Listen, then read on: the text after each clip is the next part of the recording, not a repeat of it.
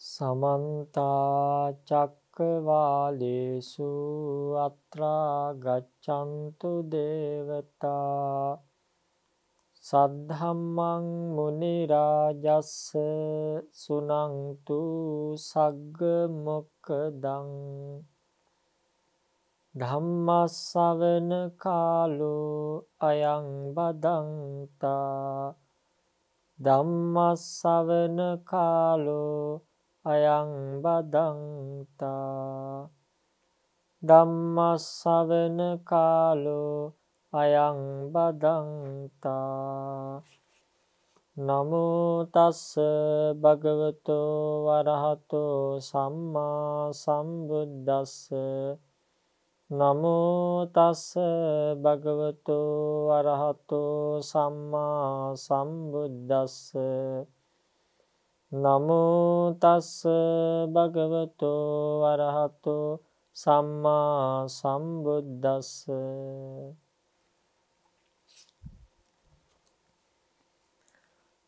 පූජනීය වන්දනීය රටවාසී ලෝකවාසී මහා සංඝරත්නයන් අවසරයි. ශ්‍රද්ධාවන්ත පින්වත්නි, සම්මා සම්බුදුරජාණන් වහන්සේ විසින් දේශනා කරන්නට යෙදුන උතුම් සද්ධර්ම දේශනාවන් අපගේ ජීවිත සූපත් කරනවා. සංසාර ජීවිතය සූපත් කරමින් අපේ ජීවිත යහපත් වූ අර්ථයක් සලසා දීම සඳහා සමර්ථ වන එකම ධම භාග්‍යතුන් වහන්සේගේ ඒ උතුම් වූ ධර්මය. ඉතින් අපි අද දවසේත් බලාපොරොත්තු වෙන්නේ සූත්‍ර ධර්මයන් පිළිබඳව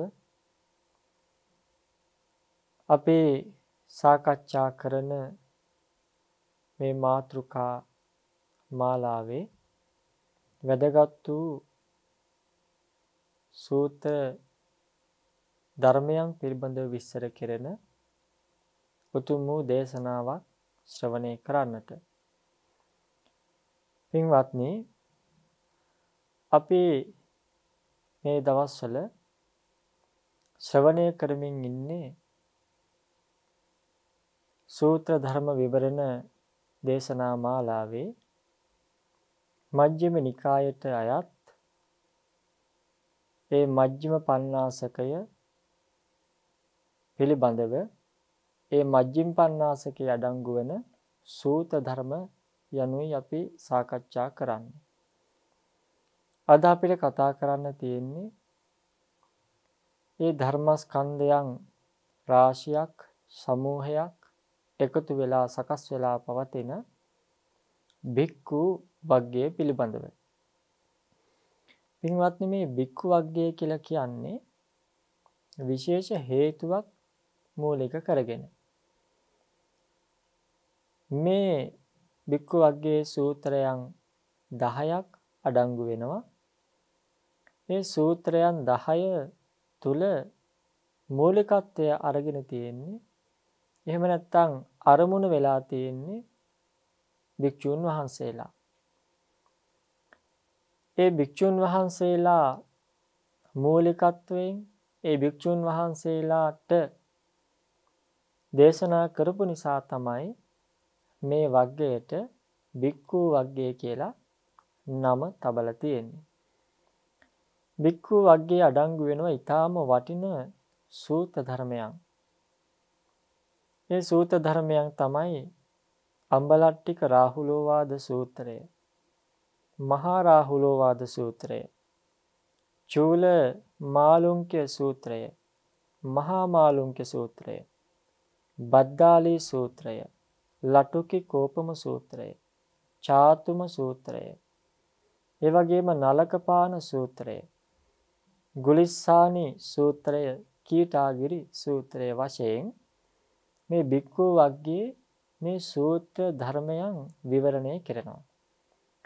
ඉතින් අද පටන් හෙට දවසේ සිට මේ එක් එක් සූත්‍ර ධර්මයන් පිළිබඳව අපේ සීලවන්ත, ගුණවන්ත, පූජනීය වන්දනීය මහා සංඝරත්නය ඒ විවරණයන්, ඒ ධර්ම දේශනාවන් මේ පින්වුතුන්ට සිද්ධ කරනවා. අද දවසේ අපි උත්සාහවන්ත වෙන්නේ මේ සූත්‍ර ධර්මයන් තුල පවතින ඒ ධර්ම කාරණාවන් මොනවාද කියලා සම්පින්දනාත්මකව පින්වුතුන්ට යම් අදහසක් ලබා දීම සඳහා.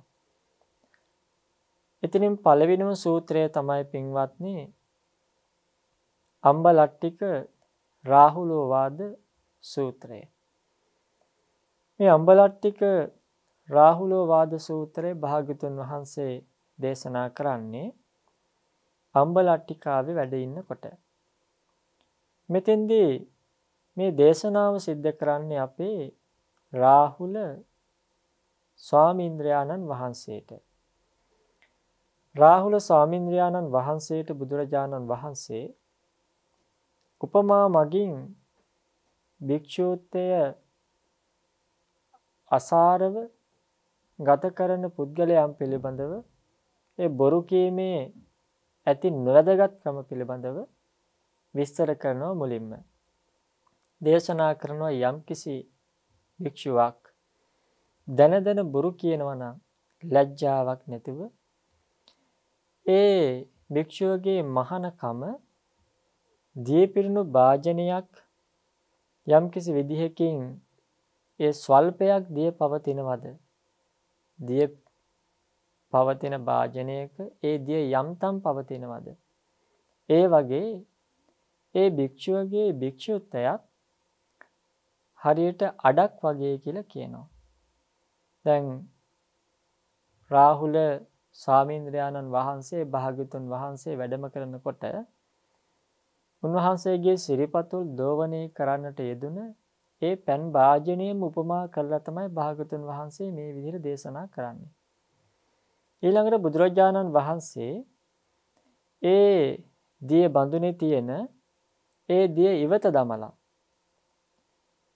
රාහුල මහරහත් ඒ ස්වාමීන්ද්‍රයාණන් වහන්සේට කියනවා, රාහුල ඔබට පේනවද මේ දිය ඉවත් කර භාජනය?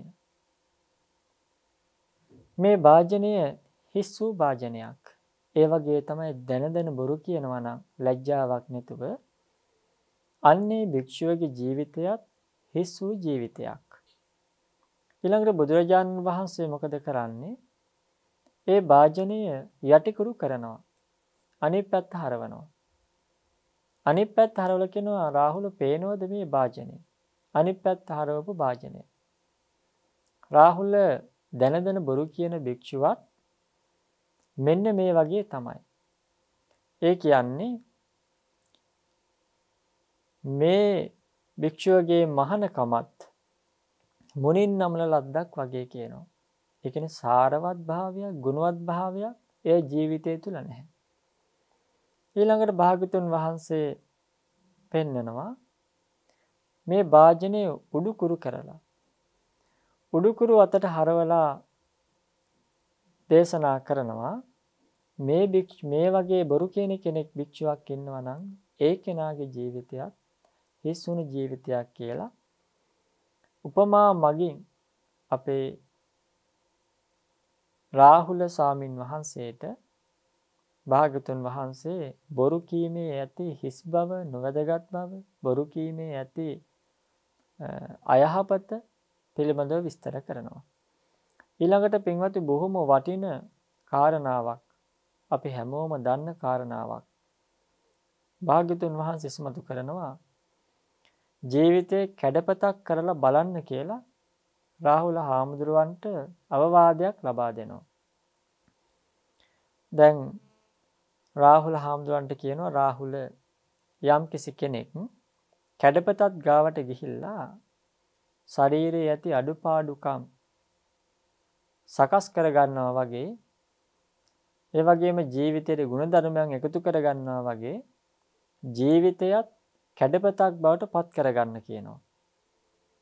ඒ ජීවිතයත් කැඩපතක් බවට පත් කර ගැනීමේදී කයින් වචනයෙන් මනසින් සිද්ධ කරන ක්‍රියාවන් ප්‍රත්‍යවේක්ෂාවෙන් යුක්තව කරන්න කියනවා. රාහුල කායේන කම්මං කාතබ්බං පච්චවෙක්කීත්වා පච්චවෙක්කීත්වා වාචාය කම්මං කාතබ්බං පච්චවෙක්කීත්වා පච්චවෙක්කීත්වා මනසාය කම්මං කාතබ්බං පච්චවෙක්කීත්වා පච්චවෙක්කීත්වා කයින් යම්කිසි විදිහකින් ක්‍රියාවක් කරනවා නම් ඒ ක්‍රියාව අතීත අනාගත වර්තමාන වශයෙන් කිරීමේදී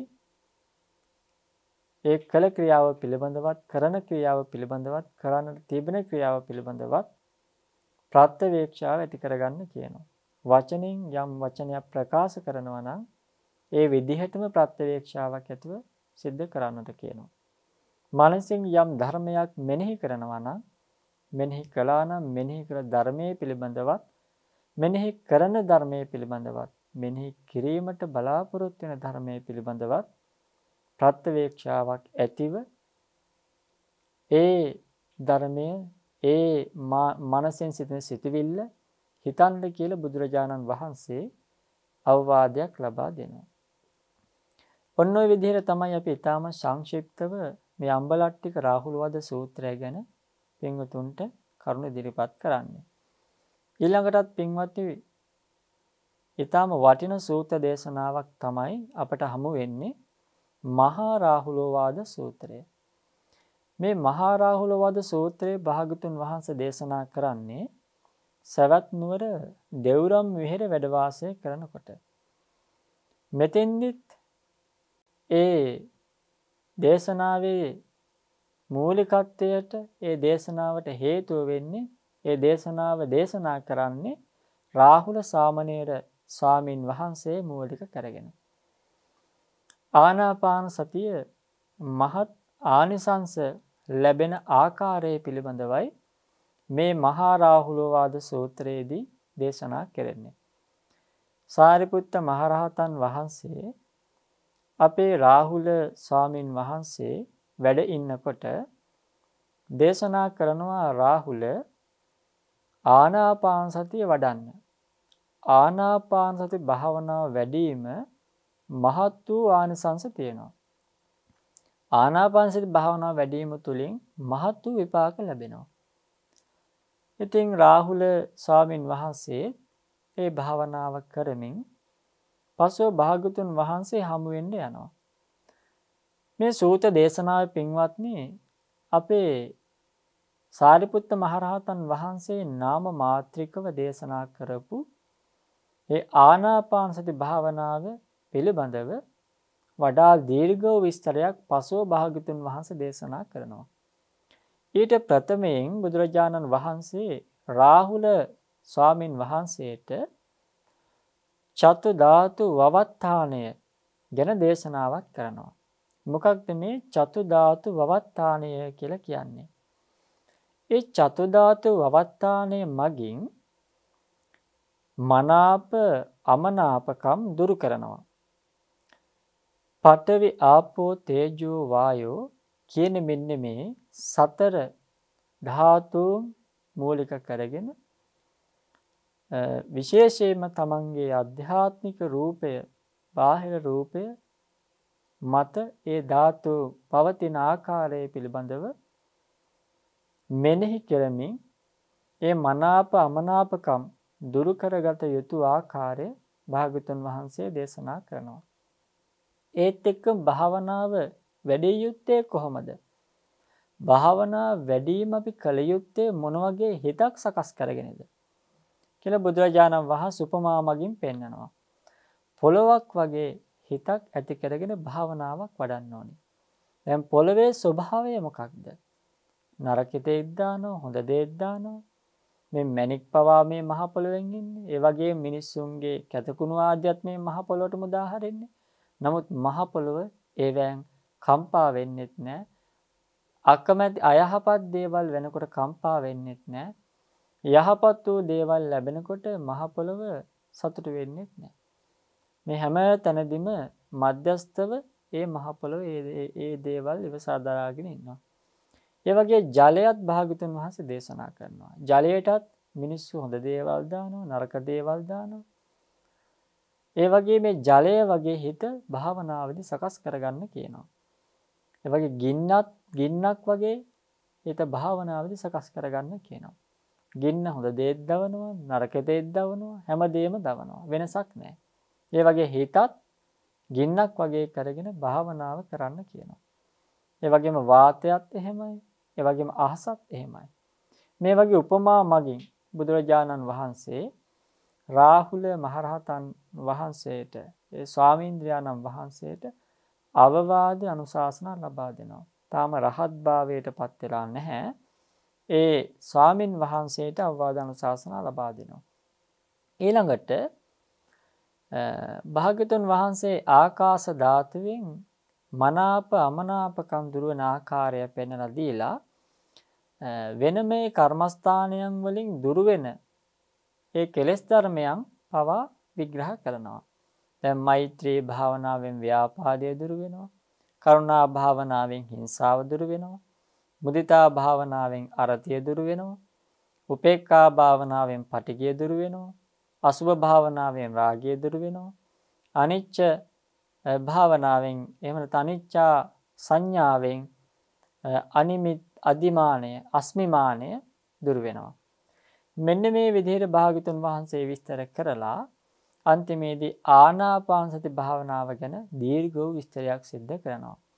ඉතින් මේ ආනාපාන සති භාවනාව පිළිබඳවත් මේ අදාළ ධර්ම කරුණු පිළිබඳවත් පින්වතුන්ට ඒ අදාළ සූත්‍ර දේශනාව සිද්ධ කරන ඒ ස්වාමීන්ද්‍රයාණන් වහන්සේ විසින් දේශනා කරනු ලබනවා. ඊළඟට පින්වත්නි අපට හමු වෙනවා බොහොම ලස්සන සූත්‍රයක් චූල මාළුන්ගේ සූත්‍රය කියලා.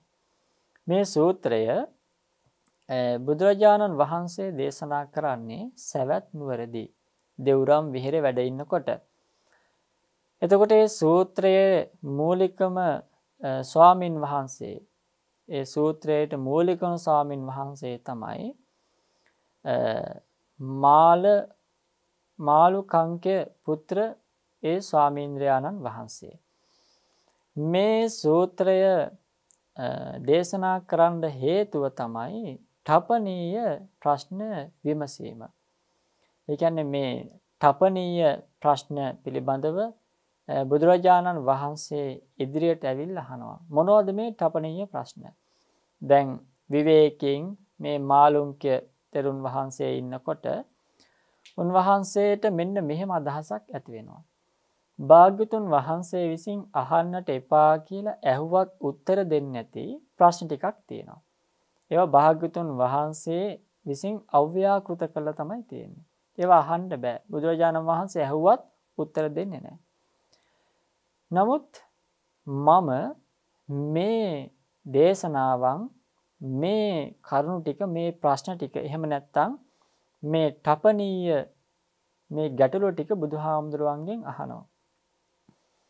බුදුහාමුදුරන්ට ගිහින් කියනවා බුදුහාමුදුරනේ මේ ප්‍රශ්න ඔබ වහන්සේ දන්නව නම් මට උත්තර දෙන්න. දන්නේ නැත්නම් දන්නේ නැහැ කියන්නේ. ඔබ වහන්සේ මට උත්තරයක් දුන්නේ නැත්නම් මම සිවුරු වැල්ලා ගෙදර යනවා. මෙන්න මේ වගේ අදහසක් ඇති වුණා. ඒ අදහස ඇති කරගෙන බුදුරජාණන් වහන්සේ ඉස්සරහට ගිහිල්ලා අහනවා ප්‍රශ්න. මොනවද මේ ප්‍රශ්න? සස්සතෝ අයන් ලෝකෝ. ලෝකය සදාකාලිකද? අසස්සතෝ අයන් ලෝකෝ. ලෝකය සදාකාලික නොවේද? අන්තවා අයන් ලෝකෝ. ලෝකයේ කෙලවරක් තියනවාද? අනන්තවා අයන් ලෝකෝ. ලෝකයේ කෙලවරක් නැද්ද? තං ජීවන්තං ශරීරං. මේ ජීවයම ශරීරයද? මේ ජීවයම ශරීරයද කියලා බුදුරජාණන් වහන්සේගෙන් අහනවා. අඤ්ඤං ජීවං අඤ්ඤං ශරීරං. ශරීරය වෙන එකක්ද? එහෙම නැත්නම් ජීවිතය වෙන එකක්ද? මේ දෙක දෙකක්ද? හෝති තථාගතෝ පරම්මරණා. සත්වයා මරණින් මතු ඉපදිනවද? මරණින් මතු සත්වයා ඇති වෙනවද? නහෝති තථාගතෝ පරම්මරණා. සත්වයා මරණින් පස්සේ ඇති වෙන්නේ නැද්ද? උපදින්නේ නැද්ද? හෝතිච නහෝති තථාගතෝ පරම්මරණා. සත්වයා මරණින් පසු ඇති වේද ඇති නොවේද? භාග්‍යවතුන් වහන්සේගේ මේ ප්‍රශ්න වලට තියෙන උත්තරය මොකක්ද? නේව හෝති න හෝති තථාගතෝ පරම්මරණා. ඇති නොවෙන්නේද? එහෙමත් නැත්නම් ඇති නොවන්නේත් නොවන්නේද? මෙන්න මේ විදිහට බුදුරජාණන් වහන්සේගෙන් මේ තපනීය ප්‍රශ්න අහනවා.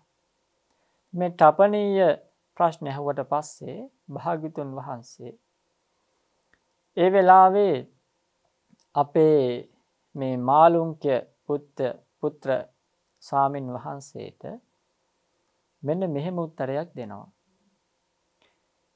මාළුන්ක ඔබ ඔය අහන ප්‍රශ්නවලට මම පිළිතුරු දෙන්නම් කියලා ඔබ මහාන වෙන්න කලින් මම ඔබට කිව්වද එහෙම? එහෙම givisumකට ආවද? යම් කිසි විදියකින් ශ්‍රමණ බවත් ගෞතමයන් වහන්සේගේ ශාසනයේ මේ මාළුන්ක්‍ය පුත්‍ර මහාන වෙනවද? ඒ මහාන වුණාට පස්සේ මෙන්න මේ තපනීය ප්‍රශ්න අහනවා. ඒ ප්‍රශ්න වලට උත්තර දෙන්න ඕනි කියලා එහෙම මොනවා හරි givisumක් ඇති වුණාද? එහෙම නැත්නම් ඔබ මහාන වෙනකොට මම මේ මහාන වෙන්නේ මේ ශාසනය කියලා මගේ ශාසනය ඔබ මහාන වෙනවා කියලා මම ඔබට එහෙම පොරොන්දුවක් වුණාද? ඒ වෙලාවේ කියනවා නෑ ස්වාමීනි එහෙම පොරොන්දුවක් උනේ නෑ. ඉතින් මාළුන්ක්‍ය පුත්‍ර ඔබ මේ ශාසනය පැවිදි වුණා. මේ වගේ givisumක් ඇති වුණෙත් නෑ. ඔබ සිවුරු ඇරියත් එකයි මර නැතත් එකයි. මාළුන්ක්‍ය තථාගතයන් වහන්සේලා මේ වගේ ප්‍රශ්න වලට උත්තර දෙන්නේ නැහැ. තථාගතයන් වහන්සේලා මේ වගේ ප්‍රශ්නට උත්තර දෙන්නේ නැත්තේ මේව ගැන කතා කරන්නේ නැත්තේ වෙන හේතුවක් නිසා නෙවෙයි. ජාති ජරා ව්‍යාධි මරණ මෙන්න මේ දේවල් විනාශ කරන්න මේව හේතුවක් වෙන්නේ නැහැ. මේ දේවල් ගැන තථාගතයන් වහන්සේ ධර්ම දේශනා කළාම ඒ ධර්මය අහලා මේ කරුණු පිළිබඳව දැනගෙන ඒ දැනගත්ත කෙනෙක් කවදාකවත් මේ ජාති ජරා ව්‍යාධි මරණ දුක් විනාශ කරන්නේ නැහැ. ඒව එහෙමම පවතිනවා. නමුත් තථාගතයන් වහන්සේලා විසින් ව්‍යාකෘත වූ කාරණා තියෙනවා. මොනවද ඒ කාරණා? දුක ව්‍යාකෘතයි. දුක්ඛ සමුදය ව්‍යාකෘතයි. දුක්ඛ නිරෝධය ව්‍යාකෘතයි. දුක්ඛ නිරෝධ ගාමිනී පටිපදාව ව්‍යාකෘතයි. තථාගතයන් වහන්සේ විසින් ඒවාට පිළිතුරු දෙනවා. ඒවා තථාගතයන් වහන්සේගෙන් අහලා දැනගන්න පුළුවන්කම තියෙනවා. ඒවා භාග්‍යවතුන් වහන්සේ විසින් දේශනා කරන දේවල්. ඇයි එහෙම දේවල් දේශනා කරන්නේ? ඇයි මේ චතුරාර්ය සත්‍ය පිළිබඳව දේශනා කරන්නේ? ඒකට හේතුව තමයි ජාති ජරා ව්‍යාධි මරණ මේ දුක් ඒ චතුරාර්ය සත්‍ය ධර්මයේ තුලින් ඒ දේශනාව ශ්‍රවණය කිරීමෙන් ඒ අවබෝධ කිරීමෙන් අනුගමනය කිරීමෙන් විනාශ ස්වභාවයකට පත් වෙනවා. ඒ නිසා මාළුන්ක්‍ය භාග්‍යවතුන් වහන්සේ මෙන්න මේ දේශනා පමණයි දේශනා කරන්නේ. නිසා මේ දේශනා භාග්‍යවතුන් වහන්සේ දේශනා කරන්නේ නැහැ කියලා දේශනා කරනවා. ඒ නිසා භාග්‍යවතුන් වහන්සේ යමක් දේශනා කරාද ඒ දේශනා කරපු දේ ඒ විදිහට දරව. භාග්‍යවතුන් වහන්සේ යමක් දේශනා නොකළාද දේශනා නොකර දේ පිළිබඳවත් ඒ විදිහටම දරව. ඇයි භාග්‍යවතුන් වහන්සේම දේශනා කළේ? දේශනා කළ යුතු දේ භාග්‍යවතුන් වහන්සේ දේශනා කරා. ඒ දේශනා කරේ මිනිස්සුන්ගේ සත්වයන්ගේ සංසාර දුකින් අත මිදීමේ මාර්ගය නිසා. ඒ සඳහා භාග්‍යවතුන් වහන්සේ ඒ සඳහාම බුදුරජාණන් වහන්සේගේ පහළවීමත් සිද්ධ වෙන නිසා. ඊළඟට පින්වත්නි අපට හම්බ වෙනවා තවත් ලස්සන සූත්‍රයක්. ඒ සූත්‍රය තමයි මහා මාළුන්ක්‍ය සූත්‍රය කියන්නේ. මේ මහා මාළුන්ක්‍ය සූත්‍රය භාග්‍යවතුන් වහන්සේ දේශනා කරන සවැත් නුවර දෙව්බ්‍රහ්ම විහාරයේදී බුදුරජාණන් වහන්සේ භික්ෂුන් වහන්සේලා ආමන්ත්‍රණය කළයි මේ දේශනාව කරන්නේ. ඕරම්බාගේ ධර්මයන් ගැන පැහැදිලි කිරීමක් මේ සූත්‍රය තුල සිද්ධ කෙරෙනවා. බුදුරජාණන් වහන්සේ අහනවා භික්ෂුන් වහන්සේලාගෙන්, මහණෙනි, මම මේ ලෞකික මේ මනුෂ්‍ය ලෝකයේ ජීවිතය තුළ මේ ලෞකික එහෙම නැත්නම් මේ කාම ලෝකයේ තුල යම් කිසි විදිහකින් තමන් වහන්සේ ඕරම්බාගිය ධර්මයන් දේශනා කරලා තියෙනවද? ඒ ධර්මයන් යම් කිසි කෙනෙක් දන්නවාද? යම් කිසි කෙනෙක් ඒ පිළිබඳව දරාගෙන සිටිනවාද කියලා අහනවා. ඒ වෙලාවේ මාළුන්ක්‍ය ඒ තෙරුන් වහන්සේ උත්තර දෙනවා, ස්වාමීනි, මම දරාගෙන ඉන්නවා. ස්වාමීනි, මට මතකයි මේ ඕරම්බාගිය සංයෝජන ධර්මයන්. මොනවද? සක්කාය දිට්ඨි, විචිකිච්ඡා, සීලබ්බත පරාමාස, කාම රාග, ව්‍යාපාද. එහෙම දේශනා කරාම බුදුරජාණන් වහන්සේ දේශනා කරනවා, මාළුන්ක්‍ය, ඔබ ඔහොම ප්‍රකාශ කළේ පංච ඕරම්බාගිය සංයෝජන ඔහොම කිව්වොත් අන්‍ය තීර්ථකයන්ට චෝදනාවක් කරන්න පුළුවන්. ඉඩක් ලැබෙනවා අභියෝගයක් කරන්න. ඒ මොන වගේ අභියෝගයක් කරන්නද? යම් කිසි විදිහකින් අනේ තීර්ථකයන්ට පුළුවන්කමක් තියෙනවා ලදරුවෙක් උපමා කරලා අරගන්න. දැන් ලදරුවෙක් ගත්තොත් සක්කාය දිට්ඨිය ඒ ලදරුවාට ඇත්තේ නැහැ. නමුත් ඔක වෙන්න ඕනේ මෙහෙමයි, සක්කාය දිට්ඨිය ඒ දරුවා තුල නැති වුණාට අනුසය වශයෙන් පවතිනවා. අනුසය වශයෙන් පැවතීම නිසා ඒ දරුවාට සක්කාය දිට්ඨිය ඇති වෙනවා. ඒ වගේම බාල දරුවෙක් තුල ධර්මයේ කියලා දෙයක් නැහැ. ධර්මයේ කියලා දෙයක් නැති හින්දා ධර්මයේ යම් කිසි විදිහකින් මේ සැකයක් ඇති වෙන්නට හේතුවක් නැහැ. ඉතින් ඒ සැක ඇතිවීමේ ස්වභාවය අනුසය වශයෙන් පවතිනවා. ඉතින් ඒ නිසා ඒ කෙනා තුළ සැකය අනාගතයේ පවතින්න පුළුවන්. ඒ වගේම යම්කිසි කෙනෙක් ඒ කුඩා දරුවෙක්ට කාමයක් නැහැ. ඉතින් කාමයක් නැති කෙනෙක්ට කොහොමද කාම රාගයක් ඇති වෙන්නේ? ඉතින් ඒ විදිහට අර පරිබ්‍රාජකයන්ට අනේ තීර්ථකයන්ට ප්‍රශ්න කරන්න පුළුවන්. මේකෙදී අපි දෙන්න උන උත්තරය තමයි කාම රාගය ඒ දරුවා තුළ නැති වුණාට, කාමයේ නැති වුණාට කාම රාගය ඇතිවීමේ ස්වභාවය තියෙනවා අනුසය වශයෙන්. ඒ වගේම බුදුරජාණන් වහන්සේ ඔය විදිහට මේ ඕරම්බාගිය සංයෝජන ධර්මයන් දුරු කිරීමට සමත විපස්සනා භාවනාවන් ද්වයම මේ සූත්‍ර දේශනාව තුළ අන්තර්ගත කරලා තියෙනවා. මේ ඕරම්බාගිය ධර්මයන් දුරු කිරීමට, ඒ පංච ඕරම්බාගිය ධර්මයන් දුරු කිරීමේදී ඒ උපයෝගී කරගත යුතු ඒ සමත භාවනාව, ඒ වගේම විදර්ශනා භාවනාව පිළිබඳව දේශනා කරනවා.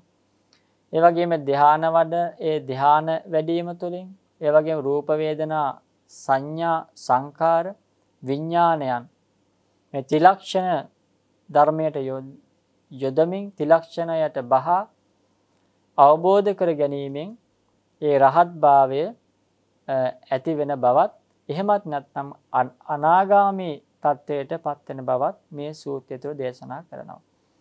ඒ ධ්‍යාන උපදවාගෙන, ඒ ධ්‍යාන උපදවීමෙන් පසු ඒ ධ්‍යාන මත ඉඳගෙන රූප වේදනා සංඥා සංඛාර විඥාන කියන මෙන්න මේ පංචස්කන්ධය අනිත්‍ය දුක්ඛ අනාත්ම වශයෙන් ඒ දකිමින් මෙනෙහි කිරීම තුළින් රහත් භාවයට හෝ එහෙමත් නැත්නම් අනාගාමී තත්වයට පත් විය හැකි බව භාග්‍යවතුන් වහන්සේ මේ සූත්‍ර දේශනාව තුළින් දේශනා කරනවා. ඊළඟට පින්වත්නි අපිට හමු වෙනවා බද්දාලි සූත්‍රය. බද්දාලි සූත්‍රය දේශනා කරන සවැත් නුවරදී බද්දාලි භික්ෂුන් වහන්සේට. ඒ දේශනාවට හේතුව තමයි මේ බද්දාලි භික්ෂුන් වහන්සේ භාගතුන් වහන්සේ විකාල භෝජනය පිළිබඳව ශික්ෂාවක් පනවනවා. විකාලය වළඳන්නට එපා කියලා. එතකොට ඒ ශික්ෂාව පනවනකොට මේ භික්ෂුන් වහන්සේ මොකද කළේ? ඒකාසන භෝජනය ප්‍රතික්ෂේප කරනවා. ස්වාමීනි මට බෑ ඒකාසන භෝජනයෙන් ජීවිතය ගත කරන්න. බුදුහාමරට දොස් කියනවා. මගේ ජීවිතේ නැති වෙන්න පුළුවන්. නිසා මම මේ ඒකාසන භෝජනයට එකඟ වෙන්නේ නැහැ. ඒ වෙලාවේ බුදුහාමුදුරු දේශනා කරනවා එහෙමනම් පිණ්ඩපාතේ ගිහිල්ලා දැන් එකවරක් පිණ්ඩපාතේ ගියාට පස්සේ ලැබෙන ආහාරය ඉතිරි කරගෙන දෙවේලක් කොට වළඳන්න. ඒකත් බෑ කියනවා. මට එහෙම කරන්නත් බෑ. එහෙම කරන්නත් බෑ කියලා මොකද කරන්නේ? බුදුරජාණන් වහන්සේට දෝෂාරෝපණය කරලා බුදුරජාණන් වහන්සේ වැඩ ඉන්න පළාතෙන් ඈත දුරකට ගිහින් ඉන්නවා. එන්නේ මාස 3ක් යනකම්. ඉතින් බුදුරජාණන් වහන්සේ හමුවට ආවේ නැහැ වස්තුන් මාසයක් යනකම්ම. වස්තුන් මාසයක් ගියාට පස්සේ ජනපද චාරිකාවේ වඩින බුදුරජාණන් වහන්සේ හමු වෙන්න ආවා. ඇවිල්ලා බුදුරජාණන් වහන්සේගෙන් සමාව ඉල්ලුවා. බුදුහාමුදුරනේ මම එදා කරපු දෙයට මට සමාව වෙන්න. මම වැරද්දක් කළේ. ඒක නරකයි. ස්වාමීනි මට සමාවන සේක්වා කිව්වා. ඒ වෙලාවේ පින්වත්නි බුදුරජාණන් වහන්සේ බද්දාලි භික්ෂුන් වහන්සේට කියනවා බද්දාලි ඔබ එසේ කිරීම නිසා ඔබ දන්නවාද ඔබ නොදැනුවත්වම ඔබ කෙරෙහි ඔබටම ඊ타ත්ම අයහපත් වූ කීර්ති තත්වයක් පැන නැග්ගා කියලා. ඔබ කෙරෙහි ඔබටම අයහපතක් හේතුනින් සිද්ධ වුණා. හැබැයි ඔබ දන්නේ නැහැ. ඒ වෙලාවේ බුදුරජාණන් වහන්සේ දේශනා කරනවා බද්දාලි භික්ෂුව මූලික කරගෙන බද්දාලිය ඔබ විනය ඉක්මවන්නේ කැයි භාග්‍යවතුන් වහන්සේ දැනගත්තා. ඔබ මගේ මේ ශාසනයේ පැවිදි වුණාට ඔබ විනය ඉක්මවන්නේ බව මම දැනගත්තා. ඒ වගේම භික්ෂුන් වහන්සේලාත් දැනගත්තා. භික්ෂුණීන් වහන්සේලාත් දැනගත්තා. උපාසක උපාසිකාවනුත් දැනගත්තා. අනේ තීර්ථකයනුත් දැනගත්තා. ඒ වගේම ශබ්ද දක්ෂිනාරේ පුද්ගලයන් අතර ඔබට ඉන්නට පුළුවන් කමක් ලැබුණේ නැහැ. ඒ අතරින් ඔබ පරාද වුණා. ඒ වගේම උත්තර මනුෂ්‍ය ධර්මයන් උපදවා ගැනීමට ඔබ අභාව්‍ය වුණා. දැන් ඔබ ඒ නොහික්මුණු ප්‍රකාශය කරමින් ඔබ තන නොතන පිළිබඳ අවබෝධයක් නැතුව ඔබේසේ ක්‍රියා කිරීම තුළින් ඔබ නොදැන ඔබටම ඔබ අවඩක් කරගත්තා. යමෙක් භාග්‍යවතුන් වහන්සේගේ ඒ ධර්මයට අනුකූලව අපරාධයක් බව දැනගෙන ඒ වගේම ධර්මයේ බුදුරජාණන් වහන්සේගේ නොඉක්මවා යම් කෙනෙක් වරදක් වුණත් ඒ වරදට පිළියම් කරනවද? ආයත සංවරයට පැමිණෙනවද? අනේ ඒම පුද්ගලයා ආර විනයෙහි ධර්මය අවබෝධ කරන කෙනෙක් කියලා භාග්‍යවතුන් වහන්සේ නැවත ඒ බද්දාලි භික්ෂුවට අවවාදයක් ලබා දෙනවා ඊ타ත්ම කරුණාවෙන් යුක්තව. ඊළඟට පින්වත්නි බුදුහාමුදුරුවෝ දේශනා කරනවා සප්ත ඒ දක්ඛිනීය සප්තාරේ පුද්ගලයන් පිළිබඳව විස්තර කරමින් ශික්ෂා පදයන් ප්‍රථම ධානයේ සිට ආශ වක්ෂ ඥානය දක්වා ඒ ශික්ෂා පදයන්ගේ උපකාරය සිද්ධ වෙන ආකාරය ඒ තුල ඇති වටිනාකම භාග්‍යවතුන් වහන්සේ පෙන්වලා දෙනවා. ඒත් එක්කම අසේක ගුණයන් ජීවිතයට එකතු කරගන්න කෙනා ඒ අසේක ගුණයන් එකින් එක වර්ධනය කරගෙන ඒ தත්ත්වයටපත් වෙන්නට ඕනේ. සම්මා දිට්ඨි, සම්මා සංකප්ප, සම්මා වාචා, සම්මා කම්මන්ත ආදී වශයෙන් තියෙන ඒ අසේක සම්මා දිට්ඨිය, අසේක සම්මා සංකප්පය ඔය විදිහට දේශනා කරනවා. මෙන්න මේ ධර්මයන් ජීවිතයේ එකින් එක මේ ප්‍රඥාප්තිය එහෙම නැත්නම් බුදුරජාණන් වහන්සේ ශික්ෂාපද යන්ගෙන් යුක්ත වෙලා ඒ ක්‍රමක්‍රමයෙන් මේ අසේක ගුණයන් ජීවිතයට එකතු කරගෙන තත්ත්වයට එන භික්ෂුව මේ සීලේ ඉඳන් පටන් ගත යුතු ආකාරය භාග්‍යවතුන් වහන්සේ විස්තර කරනවා. ඒක හරියට රජුරුවන්ගේ අජානීය ආශ්‍රයෙක් සකස් කරනවා වගේ. කුඩා කාලේ ඉඳන් මේ අශ්වයාට ගුණයන් 10ක් උගන්වනවා. පුංචි කාලෙම මේ අශ්වයාට මේ ගුණයන් එකින් එක උගන්වනකොට අපහසුයි. හැබැයි අපහසුකම් ඔක්කොම මගහරවාගෙන කොහොම හරි මේ ගුණයන්ගෙන් යුක්ත වුණොත් ඒ අශ්වයාට ඒ தത്വෙට පත් වෙන්නට පුළුවන්කමක් තියෙනවා. ඉතින් ඒ නිසා බුදුරජාණන් වහන්සේ මේ උපමාවක් පෙන්වා දෙමින් අසේක ඒ ගුණයට පත් වෙන්නට, ඒ රහත් භාවයට පත් වෙන්නට හේතු වෙන මේ අසේක ගුණයන් 10ක් ඉස්මතු කරමින් ඒ සීලයේ ඇති වටිනාකම ද පහදා දෙමින් භාග්‍යවතුන් වහන්සේ ඒ අසේක වූ தත්ත්වයට පත් වුණාට පස්සේ උතුමන් වහන්සේ ආහුණීය පාහුණීය දක්ඛිනීය අංජලි කරණීය අනුත්තරං පුඤ්ඤක්කත්ත ලෝකස්සාති කියන මෙන්න මේ ගුණයන්ගෙන් යුක්ත වන වටිනා උතුමන් වහන්සේ නමක් වන බව පැහැදිලි කරමින් මේ සූත්‍ර දේශනාව අවසන් කරනවා. ඊළඟ සූත්‍රය තමයි පින්වත්නි ලට්ටුකි කෝපම සූත්‍රය කියලා කියන්නේ. ඉතින් මේ සූත්‍රය දේශනා කරන්නේ අංගුත්තරාපයෙහි ආපනම් මියම් ගමෙහි අසල වුණ වනරැහැබක වැඩ වාසය කරනකොට විශේෂයෙන්ම උදායි ස්වාමින් වහන්සේ බුදුරජාණන් වහන්සේ ගැන විවේක නිශ්චිතව ඉඳගෙන කල්පනා කරනවා. බුදුරජාණන් වහන්සේ අපේ බොහෝ දුක් දුරු කරන්නේ. බුදුරජාණන් වහන්සේ බොහෝ සැප ඇති කරන්නේ. බුදුරජාණන් වහන්සේ බොහෝ වදුරු දුරු කරන්නේ. බුදුරජාණන් වහන්සේ අපිව ආරක්ෂා කරන්නේ කියලා උන්වහන්සේ කල්පනා කරා. ඒ කල්පනා කරනකොට උන්වහන්සේට හිතුණ දෙයක් තමයි ඉස්සර මම විකාල භෝජනයේට බුදුරජාණන් වහන්සේ පනවනකොට නොසතුට සිතක් ඇති වුණා. ඒ නොසතුට සිත ඇති වුණත් භාගතුන් වහන්සේ කෙරෙහි ඇති ආදරය ගෞරවය නිසා මම බුදුරජාණන් වහන්සේගේ ශික්ෂාපද ආරක්ෂා කරා. ඒ නිසා මට පුදුමාකාර විදිහේ සැනසීමක් මේ වෙලෙමට ලැබිලා තියෙනවා. මේ කාරණාව හිතුණාට පස්සේ බුදුරජාණන් වහන්සේ ඉස්සරහට ගිහිල්ලා වන්දනා කරලා කියනවා ස්වාමීනි භාගතුන් වහන්සේ මට මෙන්න මෙහෙම අදහසක් හිතුණා ඔබ වහන්සේ ගැන. බුදුරජාණන් වහන්සේ මගේ දුක් අපේ දුක් දුරු කරන්නේ.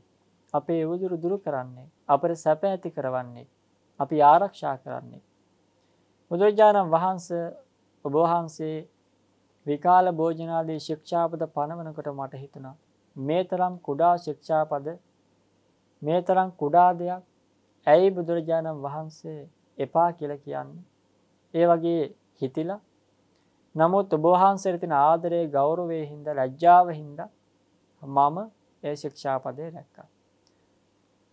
ස්වාමීනි භාග්‍යතුන් වහන්සේ ඉස්සර භික්ෂුන් වහන්සේලා පිණ්ඩපාතේ වඩිනකොට රෑබෝ වෙලා යනකොට ගවර වලවල් වලත් වැටෙනවා. läගලා සිටින දෙනුන්ගේ ඇඟ උඩත් යනවා. රාත්‍රියේ පේන්නේ නැහනේ. ඒ වගේම සොරුන්ටත් අසු වෙනවා. ඉස්ත්‍රීන්ගේ අධර්මයට භික්ෂුන් වහන්සේලා හසු වෙනවා. ඒ වගේම ස්වාමීනි දවසක් මම යනකොට එක කාන්තාවක් අකුණු සැරක් එළියෙන් මාව දකිනවා. දැකලා කෑ ගහනවා. මම නැසුණා අමනුෂ්‍යෙක් කියලා කෑ ගහනවා. ඒ වෙලාවේ මම කිව්වා ස්වාමීනි මම අමනුෂ්‍යෙක් නෙවෙයි මම භික්ෂුවක් කියලා. පිණ්ඩපාත වැඩි කිව්වහම බඩ වෙනුවෙන් කුසගින්න වෙනුවෙන් මේ මහරෑ පිණ්ඩපාත යනවට වඩා හොඳයි සිඟා කරනවට වඩා හොඳයි. ඇයි ඔබේ අම්මා නැද්ද ඔබේ තාත්තා නැද්ද? ඊට වඩා හොඳයි ගෙරි කපන කැත්තකින් බඩ කපා ගන්නව නම් කියලා ස්වාමීන් අවවාද කරා. දොස් කිව්වා. මෙන්න මේවත් එක්ක ස්වාමීනි මට හිතුණා බුදුරජාණන් වහන්සේ අපි ආරක්ෂා කරනවා. අපේ දුක් නැති කරනවා. අපි රැක ගන්නවා. අපිට සැප ඇති කරන උතුමන් වහන්සේ නම. අකුසල් දුරු කරන කුසල් ජීවිතයට ඇති කරන උතුමන් වහන්සේ නම කියලා හිතුණා ස්වාමීනි. ඒ වෙලාවේ බුදුරජාණන් වහන්සේ දේශනා කරන ඔබ හරි උදායි ඔබ හරි.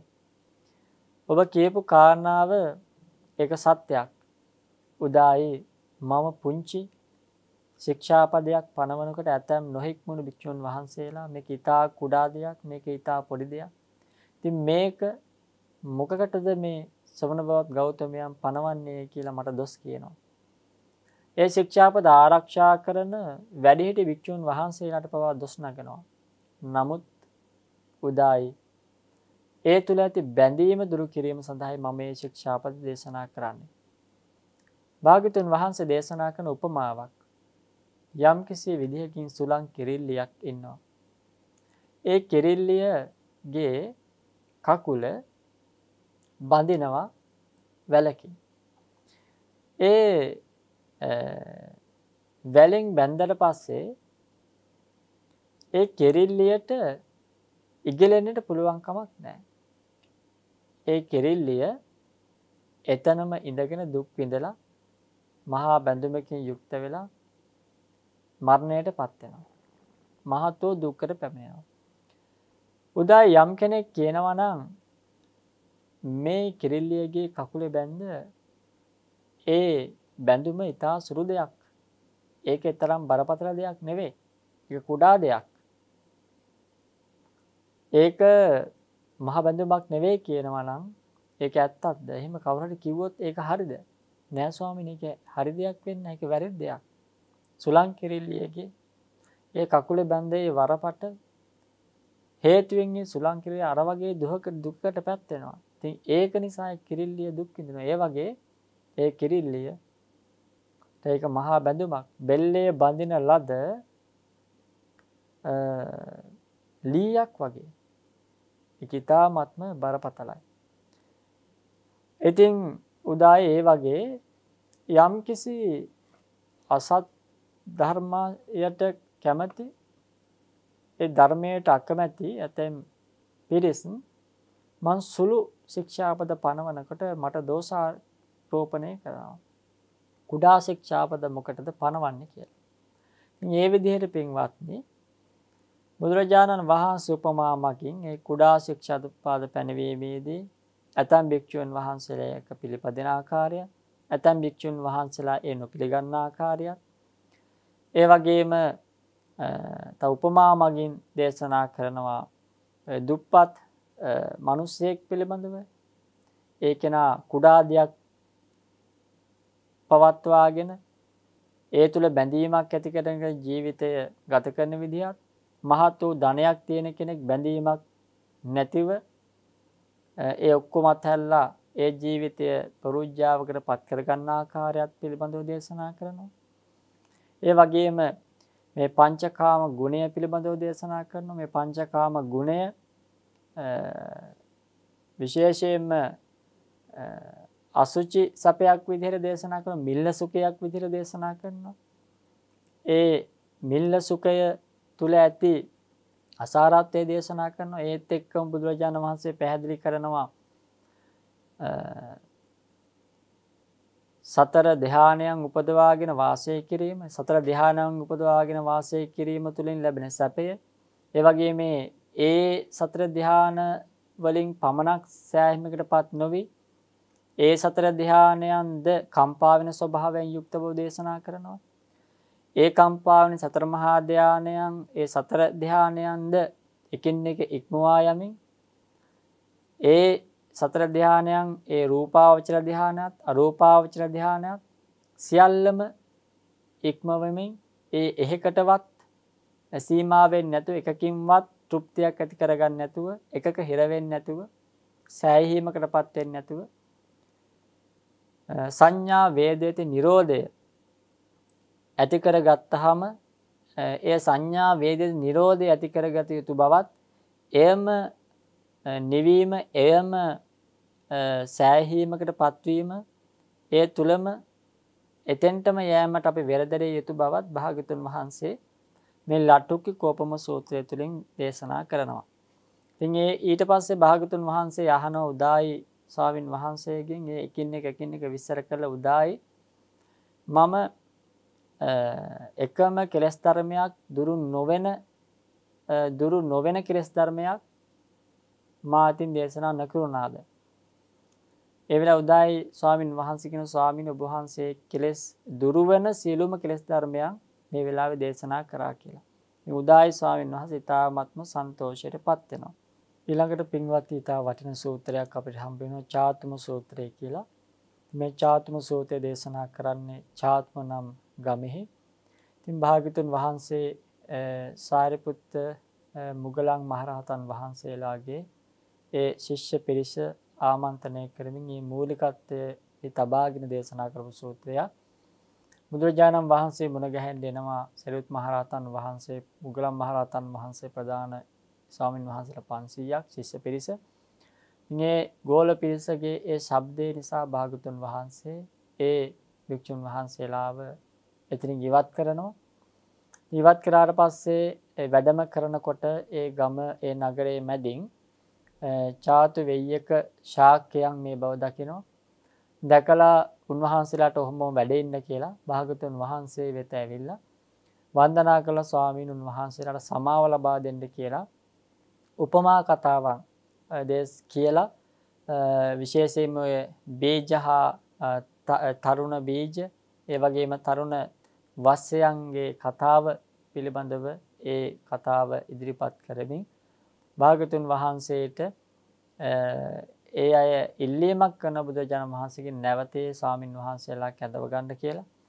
ඒත් එක්කම සහම්පති මහා බ්‍රහ්මයාත් ඇවිල්ලා ඒ කතාවම කියලා භාගතුන් වහන්සේගෙන් අයද සිටිනවා.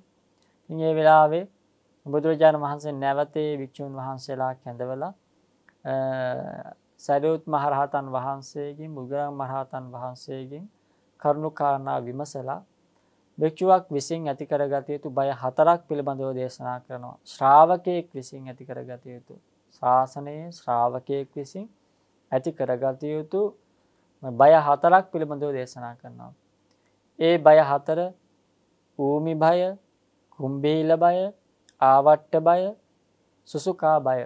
මෙන්න මේ බය 4 පිළිබඳව භාග්‍යතුන් වහන්සේ විස්තරයක් කරමින් මේ සූත්‍ර දේශනාව සිද්ධ කරනවා. ඊළඟ සූත්‍රය තමයි පින්වත්නි නලක පාන සූත්‍රය. ඉතින් මේ සූත්‍රය දේශනා කරන්නේ කෝසලයේහි නලක පාන කියන මේ ගමේ කෑලවනේදී අනුරුද්ධ බද්දිය කිම්බිල බගු කුණ්ඩදාන රේවත ආනන්ද තෙරවරුන් අරබයාතා මේ දේශනාව සිද්ධ කරන්නේ. විශේෂයෙන්ම ධානය වලට හානි කරන සප්ත ධර්මයන් මේ තුලින් පැහැදිලි කරනවා. ඒත් එක්කම අභිඥා ව්‍යාපාද තීන මිද්ද උද්ධච්ච කුක්කුච්ච විචිකිච්ඡා කියන මේ ධර්මයනොත් ඒ වගේම අරති නන්දි කියන මෙන්න මේ ධානයන් වලට බාධා කරන ධානයන් වලට හානි කරන ධර්මයන් පිළිබඳව දේශනා කරනවා.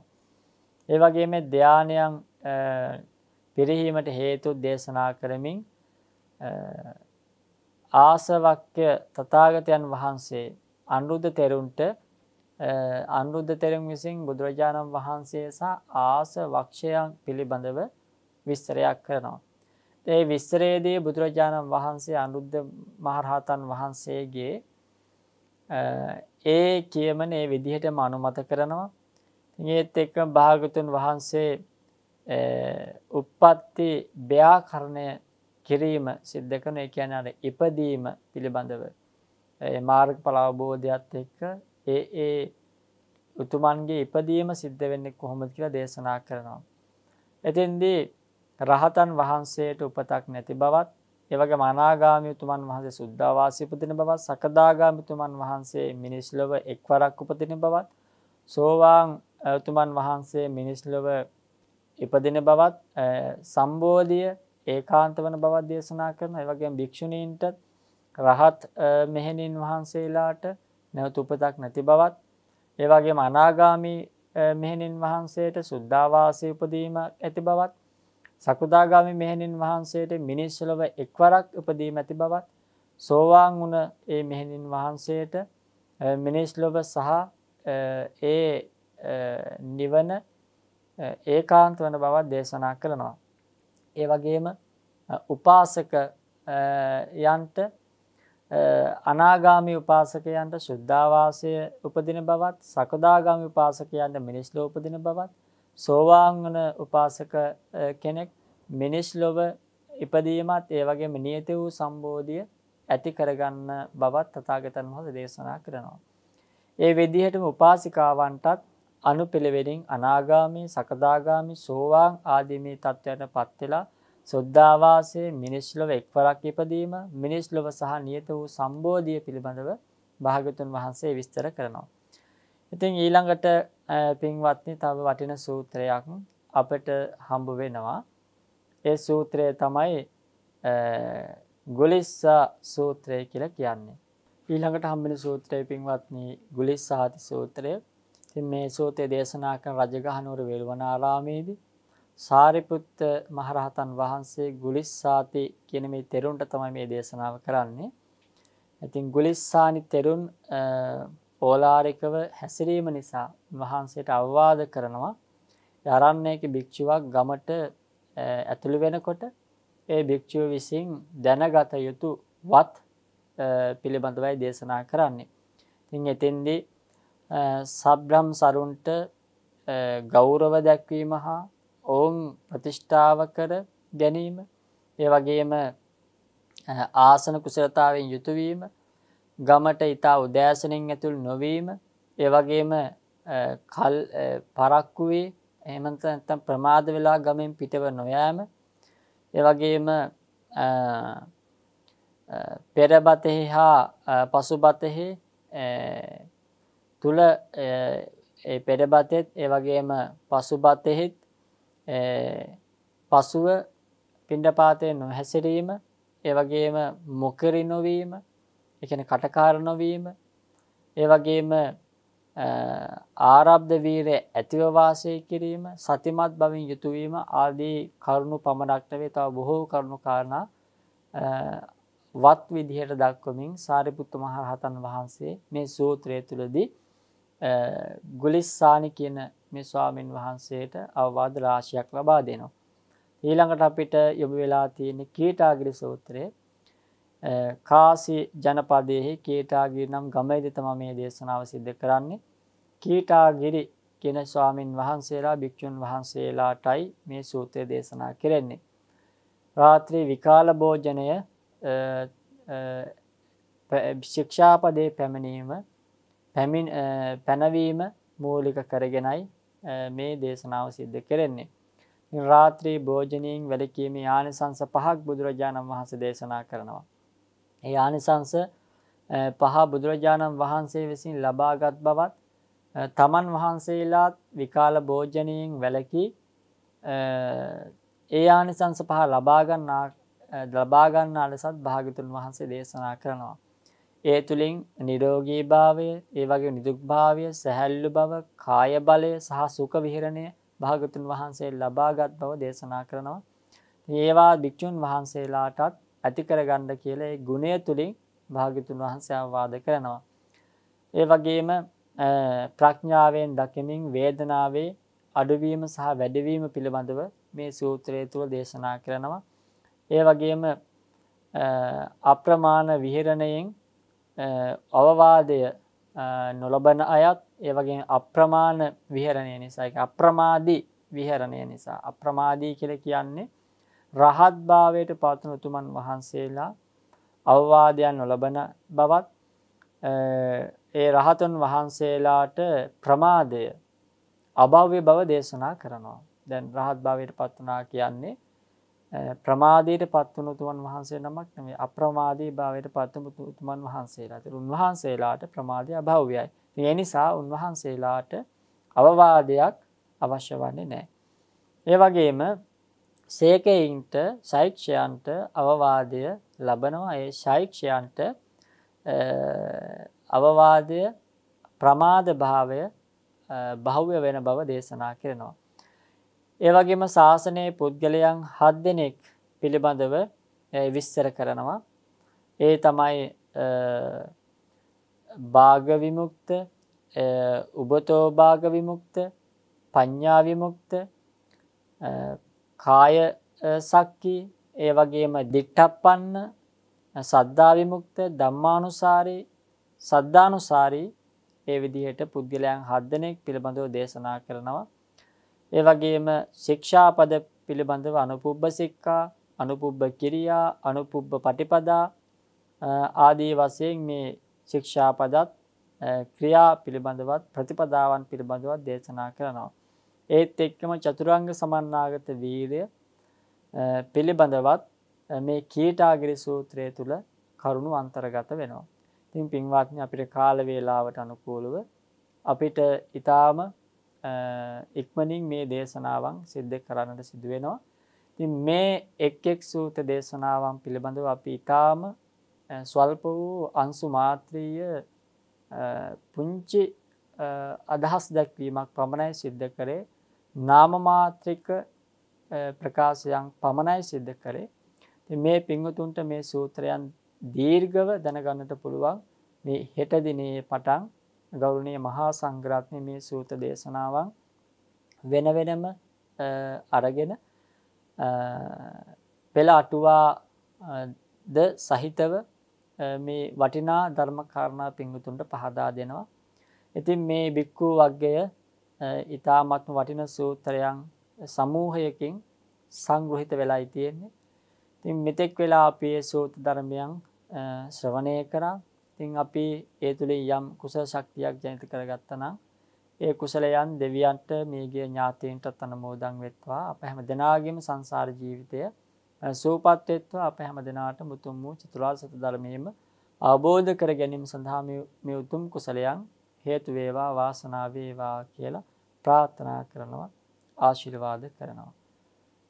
ආකාසට්ඨා ච බුම්මට්ඨා දේවා නාග මහිද්దికා පුඤ්ඤන්තං අනුමෝදිත්වා චිරන් රක්ඛන්තු ශාසනං. ආකාසට්ඨා ච බුම්මට්ඨා දේවා නාග මහිද්దికා පුඤ්ඤන්තං අනුමෝදිත්වා චිරන් රක්ඛන්තු දේශනං. ආකාසට්ඨා ච බුම්මට්ඨා දේවා නාග මහිද්దికා පුඤ්ඤන්තං අනුමෝදිත්වා චිරන් රක්ඛන්තු ත්වං සදා. Thank you. චිරන් රක්ඛන්තු ත්වං සදා.